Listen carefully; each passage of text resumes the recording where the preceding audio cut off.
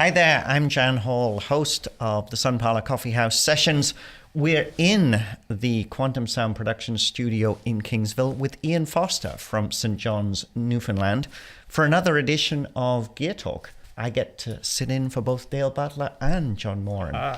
It's a lot of pressure, but it's great to talk to you about your guitar, and I know you got lots of stories about it. I think one of the first things I want to talk to you about is the fact that I think this is a guitar that's made in Newfoundland. Is That's that right? correct. That's correct. So it's a Garrison guitar, and they were created and made in Newfoundland. And this is certainly old now. They don't make these anymore because Garrison famously got bought by Gibson Guitars, as a matter of fact.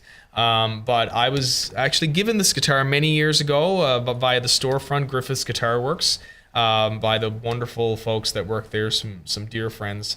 And anyway, it's gone on a number of tours. It's been in very, very minus degree weather. It's been in Osoyoos, BC, which is Canada's only natural desert.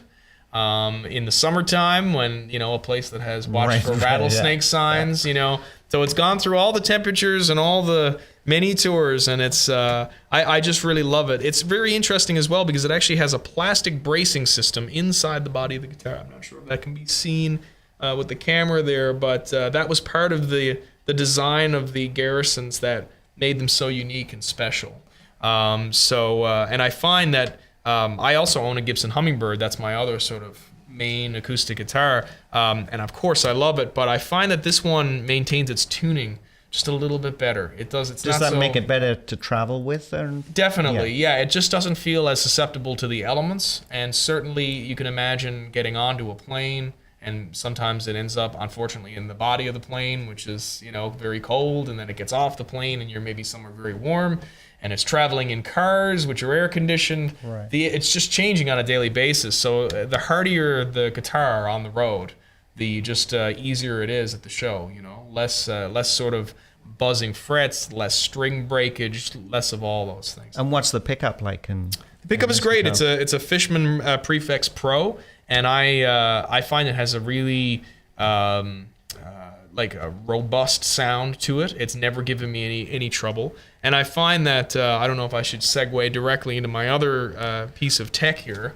Well, actually, before we get there, I do want to talk to you about because I'm fascinated about the traveling with the guitar issue. Sure. Because we've been hearing a lot in the media over the last few years about the challenges that musicians have. This is the tools of your trade, and you're flying on a plane, and you hear stories about people, looking out the window and seeing their guitar travel case being thrown across the to the tarmac and things like that. And I think you've experienced some challenges yourself, haven't you, in that regard? I do. It's sort of become a running joke on my social media platforms that I basically just try to trick every airline into letting me take the guitar on. But I shouldn't even say trick because it's in their rules. Most of the ones that I travel on that you're able to carry the guitar on, but it always seems that despite it being in their rules, there's just a discretionary thing where it really depends on the person who's working that day. Which, as you can imagine, as a traveler, who even when you're being conscientious and you're looking up the rules, how often, honestly, do you think people Google the airline and read all their rules before they fly? But as a musician, I try to know what's going to happen because I want to protect my guitar. Meanwhile, I'm often citing the rules back to some of the airlines because they don't know, which is frustrating, as you would imagine. So, and unfortunately, some of the rules are that you can gate check your guitar, which is, better than checking it and having it go through all those extra. Because in theory, it's going to be there when you come off the plane. It's the last thing to go on the plane and the first thing to come off. Even then, though, I've encountered scenarios where it's been left outside in snow in its case. It hasn't been brought in right away. Yeah. And when I wrote the airline, they said, well, we're not liable for gate check items. So you're sort of at a catch-22. You said, okay, well, I want to take my guitar on. I'm sorry, you'll have to gate check it. But when you gate check it, we're not responsible for it. So it's a challenge. And certainly, some of these instruments, this is a several $1,000 instrument. And, it can be a strange thing when you're forced to gate check something that fits in the overheads, I should say as well. That's an important fact, that it actually does fit in the overhead compartments without issue.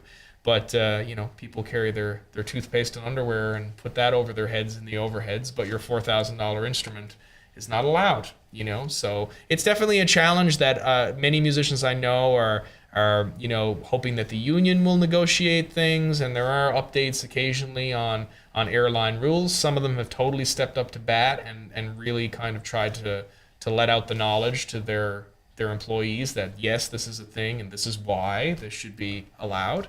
But it's definitely every travel day is always a bit of a question mark. So do you actually, when you book to fly on a particular airline, do you tell them that you'll be bringing your guitar along and that you'll be expecting it to be joining you in the cabin? Or? There's no value to that, unfortunately, because most airlines will have a rule where they'll say, as long as it fits at the and it fits at the time that you board. So in other words, if you're the last person on a plane, then it may be full. It will say that.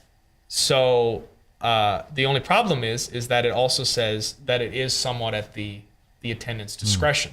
So that even though their rule is that you can carry it on, because it also says it's at the discretion, if you have someone who just doesn't want you carrying that guitar on, they won't let you. And it definitely sounds unfair, I think, and I think it is, and that is always the challenge, because I'm often there early, and I try to get into a zone that very organized person. That boards. I try to be, Jan, but you just never know. So, and of course, like I said, because it's up to the person on the day, you can't let them know in advance because it's just up to whoever's working that shift. I have some friends though. Yeah, and you have this funky effects pedal with you as well.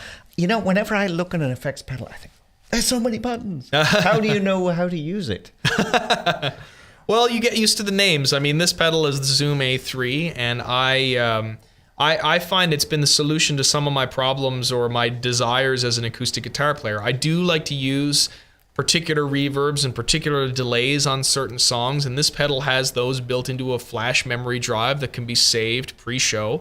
So there definitely is a learning curve on the setup, but the beauty is you can save sort of preset settings and name them. This one is called pick because it's my kind of finger pick setting, you know, the what's on the screen right now. And it also says the letter A, and so if I click it again, it'll be the letter B in a different setting. And I can pre-save all those before the show. And then at the show, I can just cycle to whichever effect that I want just with the click of that main button. And this one also does a few other things. It's a boost pedal. It's an anti-feedback buster in case you have that awkward moment on stage where your guitar starts to do that, you know. It will kind of search out that frequency and help you out. It has an EQ on it. It's a DI and a preamp. It's just does a lot of things in that one little box that I find quite useful. Do you find it essential, because you're often touring by yourself, to be able to have an effects pedal that you can add some extra things into? I don't know the that way your guitar sounds. Yeah, I mean, I don't know if that really has as much to do with me touring solo as just the type of guitarist that I am. I mean, many guitar players don't use any effects at all. You know, they have a tuner and they use the reverb that's on the PA system when they show up at the venue, and that's good enough. And I've certainly many artists I enjoy shows that are like that. For me, I do like a certain sonic variety. I like to have a song that has a very distinct delay effect that kind of creates a new rhythm that feels different, you know, and that to me creates certain moments in the show. You know, halfway through a set, you hear a song that's like that. It's like no other song in the set, and it can really kind of wake the audience up at a key moment. You know what I mean? So, so for me, having those effects is helpful. And of course, there's lots of delay pedals that exist out there that do delays very well. But the appeal of this particular piece, it's also a modeling pedal, I should say, so it models certain guitar sounds, which is very cool. So further to the point, it just does a whole bunch of things as one unit, and so it allows me to travel quite light, but still access all those bonuses. Yeah. Well, it's been great to talk to you about your instrumentation. I got as someone who, you know, is not a musician, it's great to hear people talk about their about their instruments, which is one of the reasons we love doing Gear Talk. So thanks for spending the time with us. Ian Foster for Gear Talk in the Sun Parlour Coffee House Session Studio. Thanks again. Thank you.